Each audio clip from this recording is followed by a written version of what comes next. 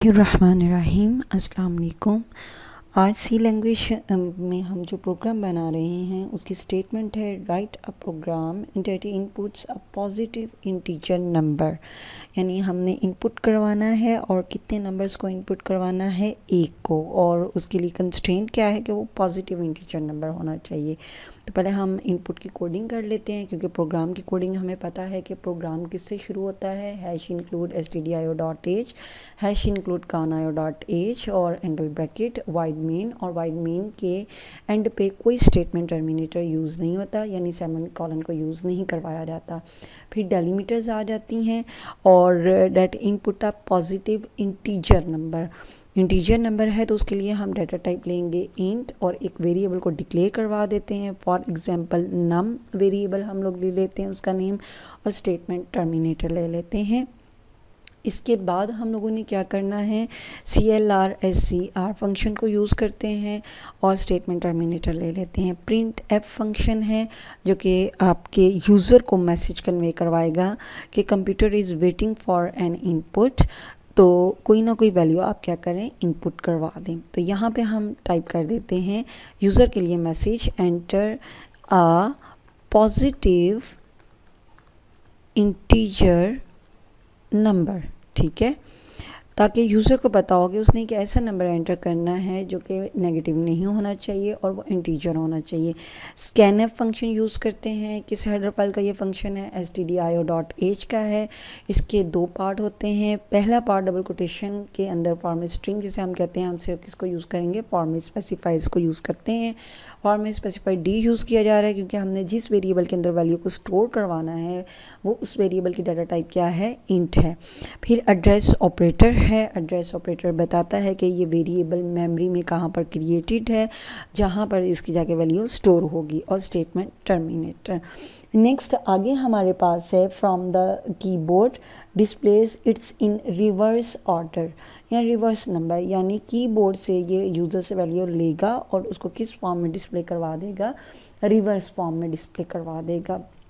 अब reverse form में display करवाने के लिए हम लोग क्या करेंगे, अपने इस नंबर को ब्रेक डाउन करेंगे। फॉर एग्जांपल हमारे यूज़र ने जो वैल्यू एंटर की है उसने 3 डिजिट पे कंसिस्ट करके कर दिया है। जैसा मैं कह देती हूँ 786, तो 786 में 7 एक डिजिट है, 8 सेकेंड डिजिट है, और जो उनसे 6 है वो थर्ड डिजिट है। तो इनकी वैल्यू को स्टोर करवाने के लिए हम वेरिएबल जो उनसे है वो डिक्लेयर कर लेते हैं। फॉर एग्जाम्पल x, y, ये दो वेरिएबल्स हमने ले लिए हैं जो टेम्प्रेरी तौर पे इसकी वैल्यू को क्या करेंगे, स्टोर करवा देंगे अपने पास। यहाँ पर हम लोग क्या करते हैं, इस वैल्यू को, इस नंबर को ब्रेक डाउन करने के लिए x वेरिएबल को असाइन करवा देते हैं नम डिवाइडेड बाय 100। अब 100 is a constant integer number है। नम जो है वो यूज़र ने कौन सी वैल्यू एंटर की है हमें नहीं पता, और x वेरिएबल को इसकी वैल्यू असाइन करवा दी जाएगी। कौन से वैल्यू, जो नम को 100 पे डिवाइड करने के बाद आएगी। जब 100 के साथ इसे डिवाइड करवाएंगे तो 100 के साथ इसलिए करवा रहे हैं क्योंकि 3 डिजिट हम नंबर एंटर कर रहे हैं। जैसा मैंने अभी आपसे कहा है कि 786 अगर हमारा यूज़र नंबर एंटर करेगा तो 786 3 डिजिट पर कंसिस्ट हो रहा है। तो यूनिट 6 आ जाता है, 8 जो उनसे है वो 10 आ जाता है, और 700 आ जाता है। जब 100 पे इसको हम डिवाइड करेंगे तो हमारे पास क्वोशंट क्या आ जाएगा, 7 आ जाएगा, क्योंकि 700 आता है। ठीक है जी, तो 7 वैल्यू कहाँ पे स्टोर हो जाएगी, x वेरिएबल में। फिर हम लोग लेंगे नम असाइनमेंट ऑपरेटर, नम रिमाइंडर ऑपरेटर। ये यहाँ पे जो सा है क्या ऑपरेटर कहलाता है, रिमाइंडर या मॉडुलस ऑपरेटर इसको कहते हैं। और रिमाइंडर भी हम इसका किससे लेंगे, 100 से लेंगे। अब देखें 786 जो सा है, यहाँ पर जब ये डिवाइड करवाया जाएगा तो 7 वैल्यू किसके पास चली जाएगी, x के पास चली जाएगी। और जब नम के पास 786 है और उसका रिमाइंडर 100 के साथ लेंगे तो रिमाइंडर 86 जो सा है वो किस वेरिएबल में स्टोर हो जाएगा, दोबारा नम में स्टोर हो जाएगा। यहाँ पर आके हमारे पास नम की वैल्यू क्या हो जाएगी, 86 हो जाएगी। ठीक है, अब हमारे पास नम के पास 2 डिजिट बचे हैं, तो हम y वेरिएबल लेते हैं और इसको नम डिवाइडेड बाय किससे करवा देते हैं, 10 से, क्योंकि अगेन इसकी अंडरस्टैंडिंग लीजिएगा, 100 के साथ जब आप नम का रिमाइंडर लेंगे तो नम के पास वैल्यू है फॉर एग्जांपल 786, रिमाइंडर 100 करेंगे तो बाकी हमारे पास क्या बचेगा, 86 सिर्फ बचेगा। 86 किसके पास चला गया, नम के पास। यहाँ पर अब नम के पास वैल्यू सिर्फ 2 डिजिट पर कंसिस्ट है, 8 और 6 पर। दैट्स वाई डिवाइड हम इसे 10 से करेंगे तो 86 को जब 10 पर डिवाइड करते हैं तो क्वोशंट हमारे पास क्या आता है, यानी हासिल तकसीम क्या आती है, वो आ जाती है 8 हमारे पास। तो 8 किसके पास स्टोर हो जाएगा, वाई वेरिएबल के पास स्टोर हो जाएगा।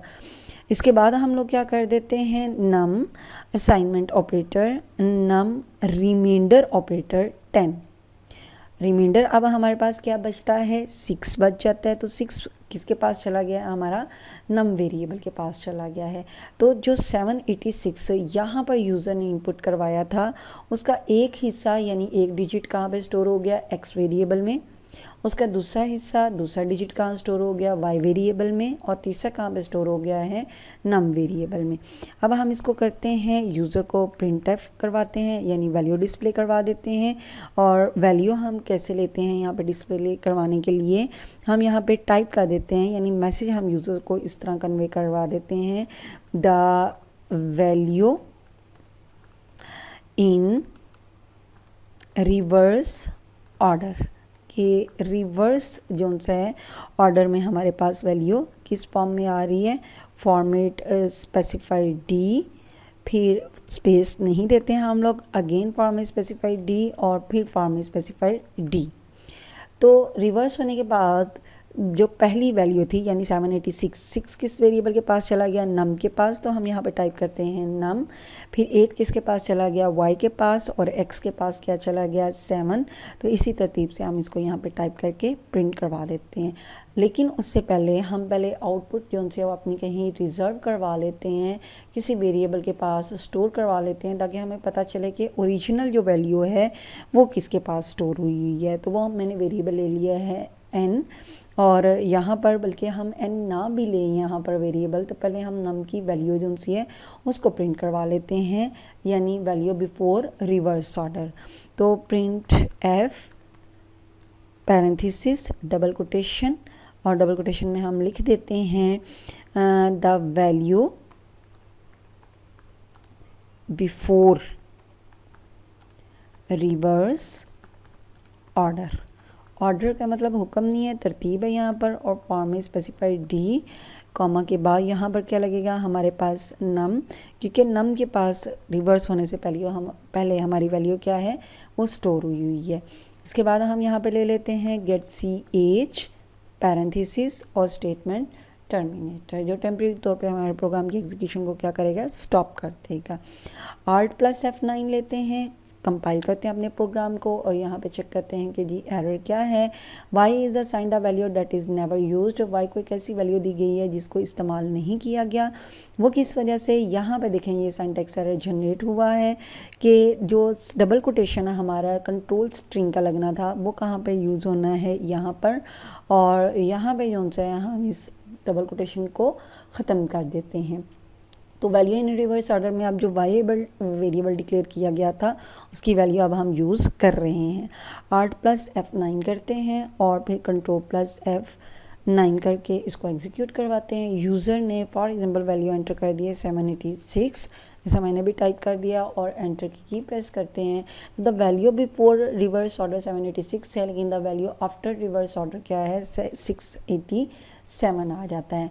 अब अगर हम इसको न्यू लाइन पे लेना चाह रहे हैं तो यहाँ पर भी हम फॉर्म में स्पेसिफाइड डी के बाद कौन सा एस्केप सीक्वेंस यूज़ करेंगे, /n का यूज़ करते हैं, और कंट्रोल + F9 करके दोबारा इसको एग्जीक्यूट करके चेक कर लेते हैं। 786 एंटर की प्रेस करते हैं तो आप देखें जो वैल्यू बिफोर थी वो हमारे पास डिफरेंट आई है, और जो आफ्टर है वो हमारे पास डिफरेंट है।